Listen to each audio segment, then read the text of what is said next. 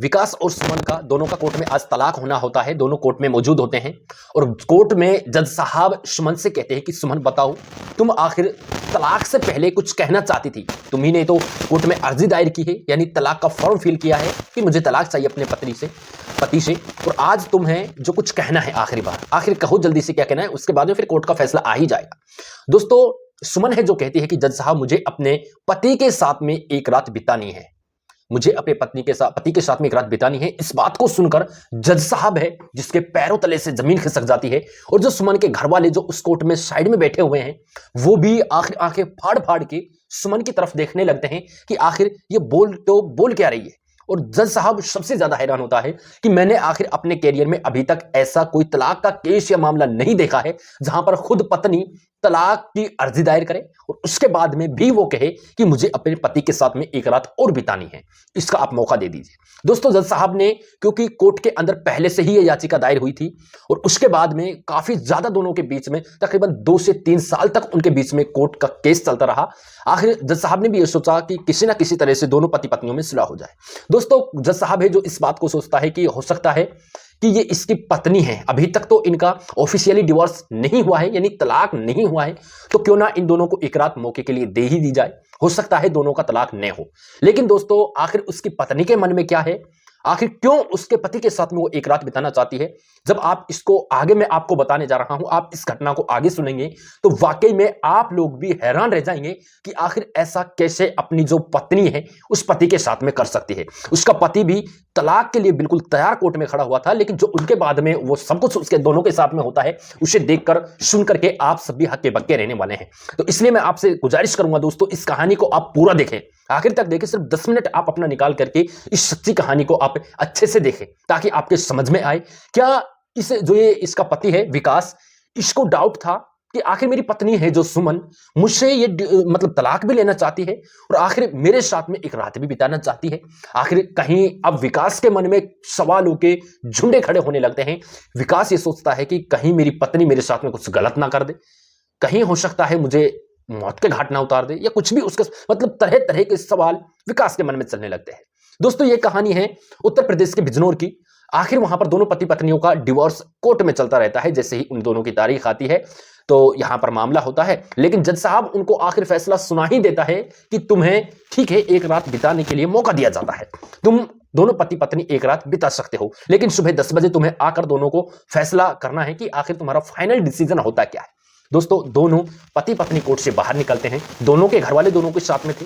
सुमन के घर वाले तो काफी ज्यादा आक्रोश में थे, क्योंकि आखिर हमें तो इससे तलाक चाहिए, हमारी बेटी इसी के साथ में फिर रात क्यों बिताना चाहती है। दोनों बाहर निकलते हैं, डिस्कस करते हैं, लेकिन जो सुमन है, सुमन अपने पति विकास से एक शर्त रखती है।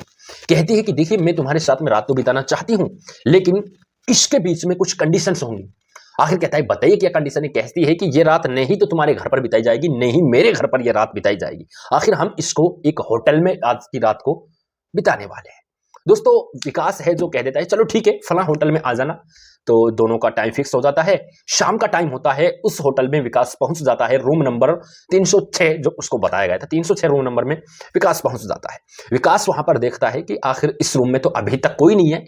आखिर जो विकास का मन है वो मतलब इस तरह से गड़बड़ाने लगता है, उसको अपने आप को डर लगने लगता है कि आखिर मेरे साथ में कहीं ये सब घर वाले मिलकर साजिश न कर दे, कुछ मेरे साथ में कर ना दे। इस तरह के सवाल विकास के मन में चलने लगते हैं।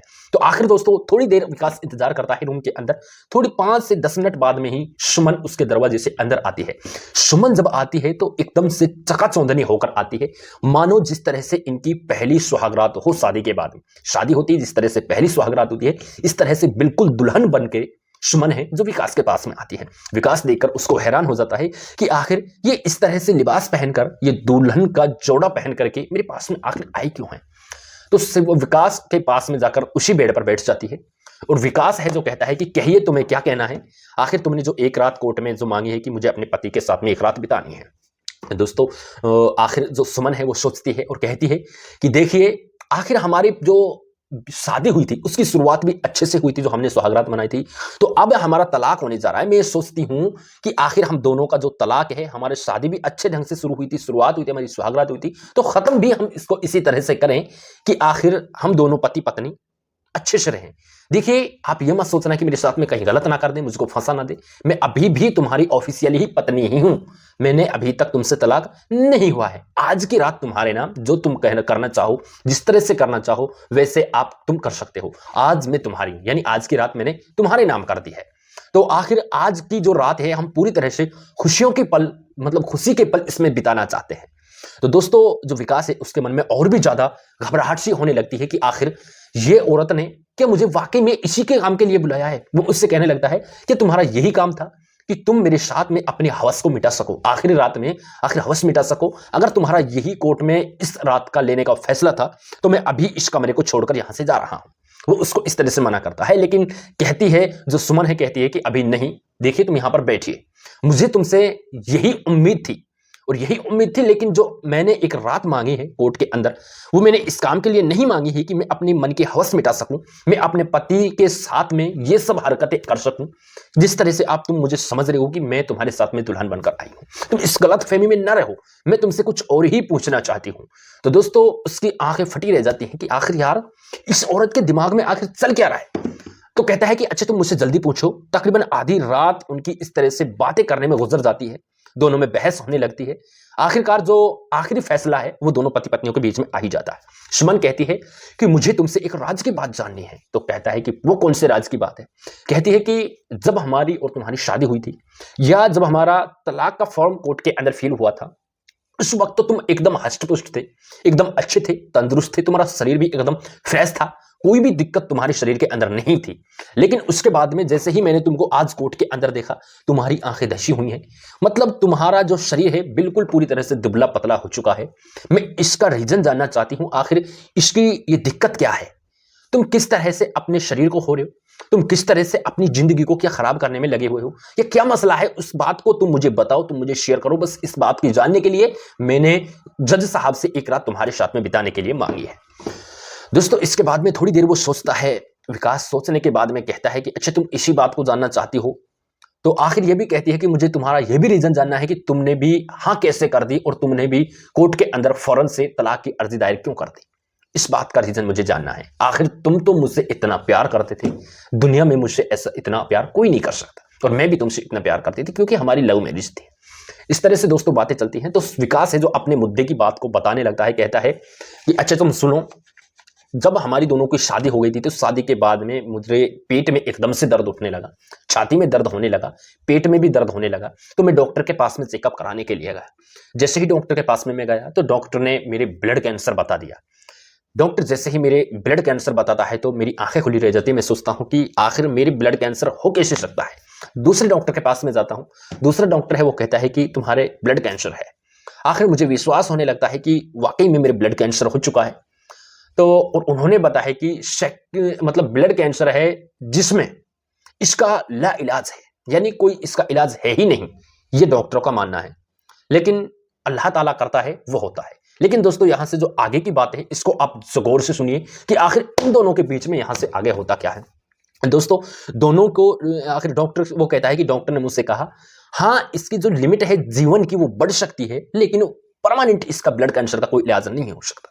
दोस्तों, इस तरह से दोनों में बातें होती डिस्कस होती है ना, तो वाकई में फिर वो डॉक्टर कहता है कि तुम ज्यादा से ज्यादा 6 महीने, 4 महीने, 8 महीने इतने दिन अपनी जिंदगी को जी सकते हो। लास्ट स्टेप तुम्हारा चल रहा है तो इतने दिन, ज्यादा से ज्यादा 6 महीने, 8 महीने, 2 महीने, 4 महीने, इतने दिन आप अपनी जिंदगी को अच्छे से गुजार सकते हो, अपने परिवार के साथ में हंस बोल सकते हो। इस बात को जब मैं सुनता हूं तो आखिर मेरी आंखों में आंसू आने लगते हैं। आने के बाद में मैं रोने लगता हूं साइड में बैठकर। सबसे ज्यादा मुझे तुम्हारा ख्याल होने लगता है। तो इस ख्याल के चक्कर में मैंने खुद नहीं जाकर तुमसे हल्का सा झगड़ना शुरू कर दिया, कोर्ट के अंदर जाकर डिवोर्स की फाइल है जो फिल करा दी। इसके बाद में मुझे तुमसे तलाक लेना था। आखिर मुझे यह लग रहा था कि देखिए मुझे फिर भी जाना है, मुझे जिंदगी छोड़नी है।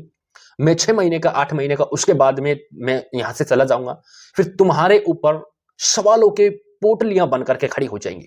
आखिर 6 महीने, 2 महीने तक तुम मेरे साथ में रह सकते हो, उसके बाद में मुझे फिर भी जाना है। तो मैं तुम्हारे ऊपर मुसीबत नहीं बन सकता, या तुम्हारे ऊपर सवालों की गठरियां बांधकर मैं नहीं जा सकता। इस वजह से मैं अपने आप पर सारे इल्जाम लेकर तुमसे तलाक चाहता हूं। दोस्तों, इस बात को जब वो सुनती है कि इस वजह से मैंने तुमसे तलाक मांगा क्योंकि मुझे जब भी जाना है मैं अब किसी काम का नहीं रहूंगा।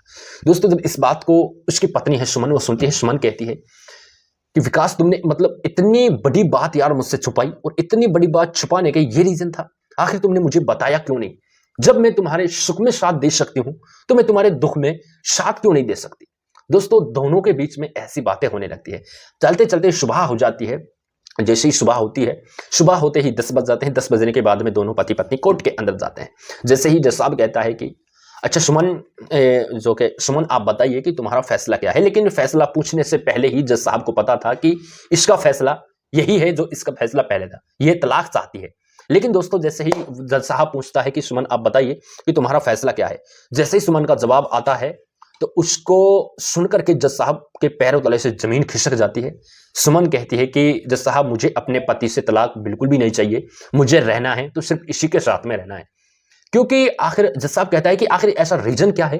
पहले तो तुम दोनों एक दूसरे से तलाक ही चाहते थे, कहते थे कि अब हमें नहीं करना है। लेकिन अच्छी बात तो यह है कि जज साहब को भी खुशी होने लगती है। लेकिन अब इतनी जिद वो सुमन कर रही थी कि मुझे सिर्फ इसी के साथ में रहना है, तो इसका रीजन आप मुझे बता दीजिए। जज साहब पूछने लगता है। जज साहब से कहती है कि देखिए, मेरे पति के मतलब उसने जो कैंसर की बात, ब्लड कैंसर की बात थी, उसको पूरी तरह से खोलकर जज साहब को उसके यानी कोर्ट के अंदर बता दी थी। सबकी आंखों में आंसू आने लगते हैं। जज साहब भी रोने लगता है और इस वजह से कहती है कि जब मैं इसके सुख में साथ दे सकती हूँ, हर चीज में ये मेरे साथ दे सकता है, तो जब इसकी दुख की घड़ी आ रही है तो मैं इसका क्या दुख में साथ नहीं दे सकती? इस बात को सुनकर जज की आंखों से आंसू जाने लगते हैं और कह देती है कि मुझे अब तलाक नहीं चाहिए, मुझे अपने पति के साथ में ही रहना है। दोस्तों, कोर्ट में जज साहब इसकी फाइल को पूरी तरह से क्लोज कर देता है। दोनों पति पत्नियों का रिश्ता वहीं पर बना रह जाता है। कोर्ट के अंदर दोनों एक दूसरे से गले मिलते, भबक भबक कर दोनों रोने लगते हैं और फिर से अपनी जिंदगी, वो जो औरत है उसके पति के साथ में इस तरह से रहने लगती है। इतनी अच्छी उसकी परवरिश करती है कि क्या ही कहना है। दोस्तों, फिर से दोनों एक दूसरे से मिल जाते हैं। ये एक भारतीय नारी की बात जो मैंने आपको बताई है, इस भारतीय नारी के लिए, भारतीय स्त्री के लिए, भारतीय महिला के लिए आप क्या कहना चाहते हैं, जिन्होंने इतना अपना बड़ा दिल जताया है, अपने दिल की बात बता करके उस अपने पति के साथ में फिर से रहने लगी है। दोस्तों, इस कहानी का मकसद किसी को गलत साबित करना नहीं है, किसी की भावनाओं को ठेस पहुंचाना नहीं है, बल्कि आप लोगों को सभी को सचेत और जागरूक करना है। जिस तरह से लाइलाज आज की बीमारियां चल रही हैं, आखिर इसमें देखिए हम कुछ नहीं कर सकते, करने वाला अल्लाह है। अल्लाह चाहे जो होगा। लेकिन लोग बाग कुछ ऐसी जो भी दुनिया के अंदर बीमारी है कि उनका कोई इलाज नहीं है। इस तरह से लोग अलग अलग तरह की बीमारियों में रहते हैं। लेकिन दोस्तों, आप इन दोनों की कहानियों को सुनकर क्या कहना चाहते हैं, कमेंट सेक्शन में जरूर बताएं। अगर आप चैनल पर पहली बार आए तो चैनल को सब्सक्राइब करके बेल आइकन को प्रेस कर सकते हैं।